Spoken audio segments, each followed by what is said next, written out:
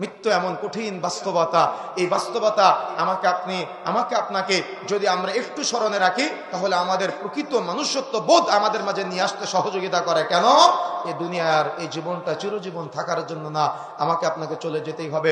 যখন আপনি চাঁপাইনবাবগঞ্জ থেকে ঢাকাতে যান, তখন কি আপনি ওই প্রাসাদ নির্মাণ করার জন্য যান, নাকি সাময়িক সফরের জন্য যান যে আপনি আবার চাঁপাইনবাবগঞ্জে ফিরে আসবেন? কি সফরে যান না?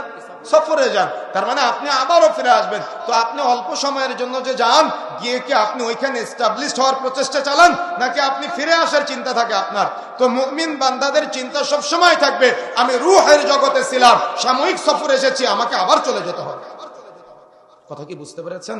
যদি কোনো ব্যক্তি এই চিন্তা করে, তাহলে ওই ব্যক্তি সকাল থেকে সন্ধ্যা পর্যন্ত পুরাটা ইবাদতে রূপান্তরিত করতে পারে।